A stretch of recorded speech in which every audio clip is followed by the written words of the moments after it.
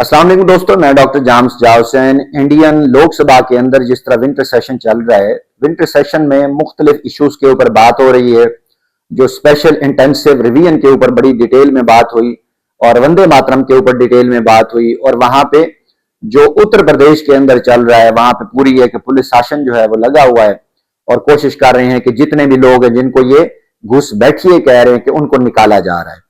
Point ये है कि अब तक वो तो हमने मुख्तलिफ वीलॉग्स में बात की कि वंदे मातरम जो है ये यहाँ पे बीजेपी प्ले कर रही है, अदरवाइज ये बीजेपी जो आरएसएस की जिसने कोख से जन्म लिया है ये तो हमेशा निगेट करती आई है। वंदे मातरम को तो ये नेशनल सॉन्ग जो राष्ट्रीय सॉन्ग है ये मानती ही नहीं आई, कौमी तराना इसने कहा ही नहीं है।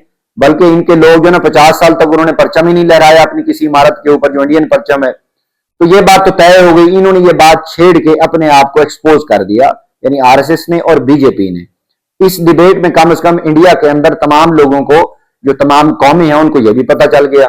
दूसरा फायदा यह हुआ इस डिबेट का कि मुसलमान जो है ना उन्होंने खुल्लम खुला कहा कि जनाब चूंकि इस मुसलमानों ने भी और सिखों ने भी, क्योंकि इससे हमारे जज्बात जो है ना वो मजरूह होते हैं मजहबी, तो लिहाजा हम तो इसको नहीं मानते। हाँ, इसको एहतराम करते हैं, हम खड़े रहेंगे लेकिन हम बोलेंगे नहीं। ये भी मोदी के अगेंस्ट चला गया। तीसरा जो था घुस बैठिए का, कि घुस बैठिए बैठे हुए, यानी सर का स्पेशल इंटेंसिव रिवीजन का और घुस बैठिए का। अब बिहार के अंदर इलेक्शन हुआ तो कितने घुस बैठिए निकले, अंदाजा लगाइए आप। अगर वीलॉग देख रहे हैं और इम्पार्शली देख रहे हैं, न्यूट्रल वे में देख रहे हैं, तो कितने घुस बैठिए निकले बिहार से।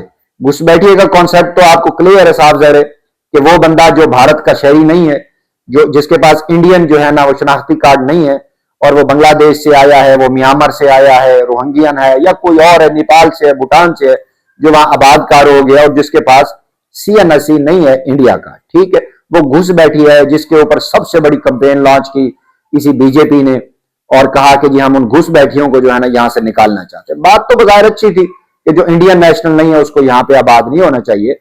तो जब इन्होंने बिहार के अंदर ये बात चलाई और वहां पे सर साथ चलाया, यानी स्पेशल इंटेंसिव रिवीजन भी साथ की, वोटर लिस्टिंग की अखराज करेंगे और कुछ हम एडिशन करेंगे जो एलिजिबल लोग हैं, तो पता है कि वहां भी तो बहुत हजारों की तादाद में निकले होंगे ना बिहार के अंदर।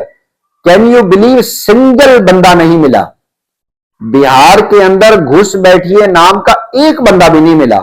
और पूरे बिहार के उसमें स्पेशल रिवीजन करा के इन्होंने कितने हजार जो लाख वोट फारिग कर दिए। और वो वोट किसके थे? वो तेजस्वी यादव के थे। वोट किसके थे? मुसलमानों के थे। वोट स्पेशल उन दलितों के लिए थे, जो दलित वहां बैठे हैं, जो कुमार बैठे हैं, जिनको ये हिंदू भी नहीं मानते। मुसलमानों को तो किसी खाते में नहीं डालते, उन्होंने तो मनवाया है ना।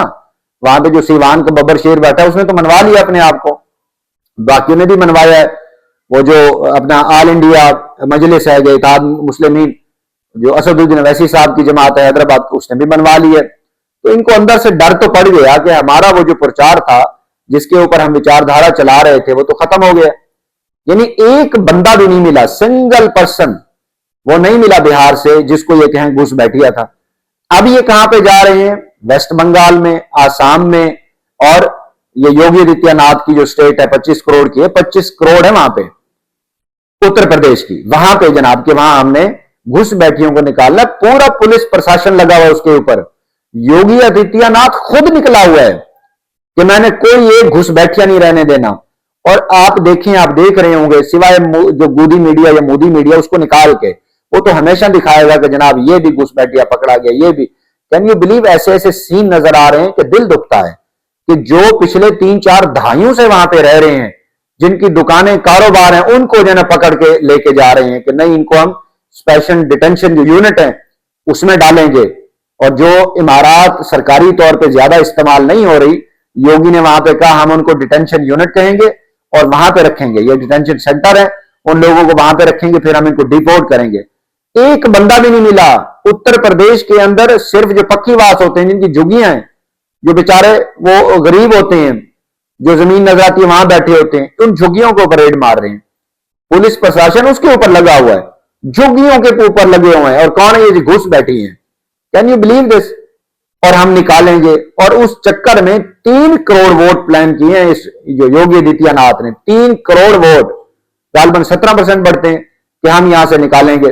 यानी वोटर लिस्ट में से ये स्पेशल इंटेंसिव रिवीजन करके सिर्फ उत्तर प्रदेश से 3 करोड़ वोटर जो हैं जिनको खत्म करने लगे हैं। और ये 3 करोड़ कौन से हैं? जो इंडियन नेशनल कांग्रेस को पसंद करते हैं, जो आम आदमी पार्टी को पसंद करते हैं, जो तृणमूल कांग्रेस को करते हैं, समाजवादी पार्टी को, ये वो लोग हैं। यानी ये वो लोग हैं जो वहां पे जो बाकी जमाते हैं, जितने दल हैं, कि उनको ये पसंद करते हैं और जानबूझ के इन्होंने वो उनको उठाया। अब क्या करेंगे? डिटेंशन सेंटर में रखेंगे, वो सुप्रीम कोर्ट जाएंगे, कुछ लोग वहां से रिलीफ लेके आ जाएंगे, वापस आ जाएंगे, ये इलेक्शन चुरा लेंगे। अब तो मुझे 100% यकीन हो गया है जो राहुल गांधी वो ठीक कह रहा है कि ये वोट चोर है। और उसके ऊपर जो उन्होंने कहा है कि ये सबसे बड़ा एंटी नेशनल एक्ट है, वो सही कह रहा है। अब मुझे भी, यानी मैं इंडिपेंडेंटली पाकिस्तान से वीलॉग करता हूं और स्टडी करता हूं, रिसर्च करता हूं, अब तो मुझे पूरा यकीन हो गया है कि इंडिया के अंदर जो सबसे बड़ी जमीन तंग की गई है वो इंडियन के ऊपर की गई है। और जब भी बेचारे अपने राइट्स के लिए बात करते हैं तो कभी पाकिस्तान का नारा लगा देते हैं, पाकिस्तान के पीछे लगा दिया, और कभी उन बेचारों को किसी वंदे मातरम के पीछे लगा दिया, कभी उनको किसी मंदिर के पीछे लगा दिया। असल जो काम है उस तरफ नहीं आने देते ये। और अब क्या लगा? वंदे मातरम फारिग हो गया इनका। यानी पहले जो चला आ रहा था, लाया उसको इंडियन नेशनल कांग्रेस ने, नेशनल फ्लैग को उसने अप्रूव कराया, कुर्बानियां उसने दी, पंडित जवाहरलाल नेहरू जेल में रहा, ये सारे काम उन्होंने किए, लेकिन सफर वो कर रहे हैं। कमाल नहीं हो गया? और ये उसको, जो उसको मानते नहीं थे, राष्ट्रीय गीत वंदे मातरम को मानते नहीं थे, वो इसको हिफाजत कर रहे हैं। कमाल हो गया भाई। तो खैर वहां से भी फ्लॉप हो गए। अब आखिरी जो इनके पास रह गया है वो वही नारा है, वोट चोर गद्दी छोड़, और दूसरा घुस बैठिए। और घुस बैठिया कोई मिल नहीं रहा।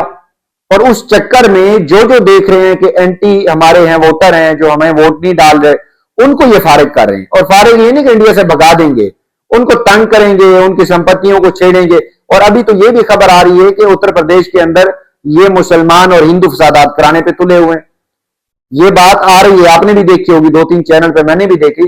ये दोबारा दंगे कराने पे तुले हैं, जो गुजरात का मॉडल है। मैंने आपको पहले भी बताया था कि जो योगी आदित्यनाथ है, ये गुजरात के मॉडल को लेकर चल रहे हैं, और इसकी पूरी भरपूर नजर है प्रधानमंत्री की कुर्सी पे। अंदर से ये बिल्कुल भी नहीं चाहता वो, इसीलिए तो उसने वही जेब तन किया हुआ है जो एक भिक्षु का योगी वाला लिबास होता है। और अब इसको मसला किससे? अमित शाह से। अमित शाह गुजराती है, और उसके पास मोदी की तरह 2 बड़े गुजराती इन्वेस्टर हैं, मुकेश अंबानी और गौतम अडानी। और वो जो है ना, वो अमित शाह को सपोर्ट करते हैं। और योगी अब ढूंढ रहा है, सबसे बड़ी स्टेट का तो वजीर आला वही है ना। उत्तर प्रदेश जो है ये सबसे बड़ी स्टेट है इंडिया की, 25 करोड़ है वहां पे आवाम। जिस तरह पाकिस्तान की आबादी पूरी 25 करोड़ है, एक स्टेट का सरबराह है। अब इसको पता है इतनी बड़ी स्टेट है, अगर उत्तर प्रदेश एक बड़ा तारीखी सूबा है, इस्लाम के हवाले से, हिंदू मत के हवाले से, जैन मत के हवाले से, वो बड़ा तारीखी सूबा है, उसकी तारीख है बहुत बड़ी जबरदस्त।